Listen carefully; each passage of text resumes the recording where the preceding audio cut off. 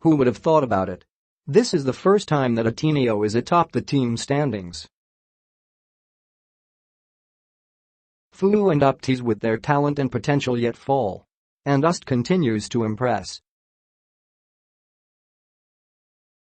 With the crazy results of the weekend, we have more things to glean from the results. This is a season where no one can really predict what is going on. Okay, a lot of people thought that Ateneo would have run roughshod over the league, but it took a win over UP plus losses by Adamson and FEU to claim that spot for the first time all season long. It's gut check time for Adamson. A second consecutive loss after FEU, and now to DLSU. Talking to the Soaring Falcons Jonathan Espeleta after the game, he pointed to his personal inconsistency as well as the overall lapses as the culprit for the back-to-back losses.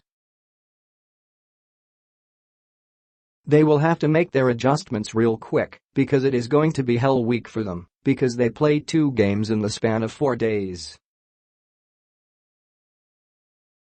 They play a new team that is looking to get on a win streak and Salle once more. UP and FEU have slipped up again. The Fighting Maroons lost their first 2 games of the season, won 3 straight then dropped 2 straight to fall to 3-5. FEU, on the other hand, won 2, lost 2, then won 3 straight before taking in another shock loss to UST. I was surprised to see Bright Acuity coming off the bench for UP. While it wasn't ultimately a factor, it showed that without that middle presence, the Maroons struggle. As for FEU, this is a tough loss. And they will in all likelihood lose Arvin Tolentino for a longer spell as he is ejected for the second time in consecutive games. The Tams were poised to pace the league after their huge win over Ateneo last week, but to give you an indication of what a loss does to a team, they went from first to third. If you are a fan of any particular team, you get antsy with this topsy-turvy play. But if you like college hoops in general, this is good for the game and the league. If there are any more doubters for us, then it's time for you to hop on the bandwagon. The Tigers' huge 78-70 repeat triumph over FEU proves that the first-round win was no fluke.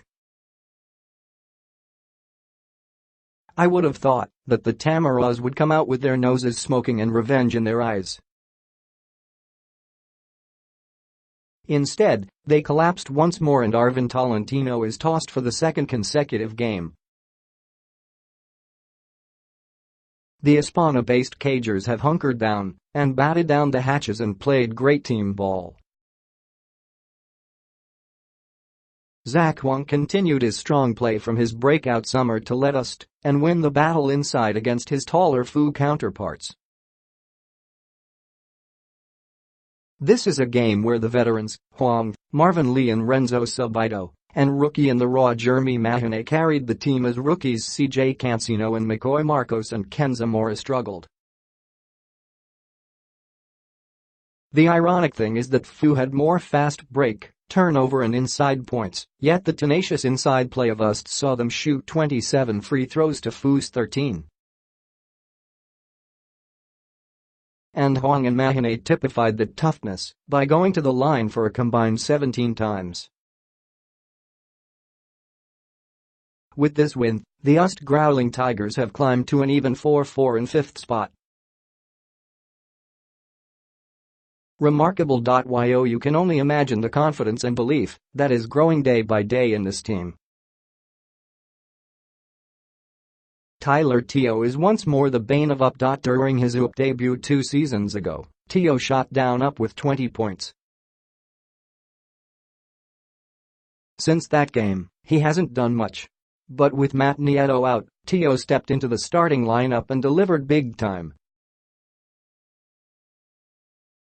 His strong playmaking and leadership gave Ateneo poise against UP. His shots were huge and his attacks daring. Teo finished with 12 points, 5 assists, 2 rebounds and 2 steals and get this, 0 turnovers in close to 27 minutes of play. Let's see if he can build on this. But Teo definitely needed this. The league should sit down with the tournament officials because the officiating, like the team's fortunes, fluctuates from good to bad to ridiculous. There have been well-officiated games, but there are questionable games and even boneheaded calls. I think the league should have its midpoint checked with officials to explain what is going on. There is a lot to point out, such as Nestor Sambrano's surprising stoppage of play during the Ateneo UP game, when there was no dead ball situation after a collision between 30 Ravina and Paul Desiderio. Why? For a veteran referee to make that mistake should be cause for concern. I thought that officials were told to exercise restraint when coaches and players react to calls. If they penalize the coaches and players, why aren't these referees penalized for spotty officiating?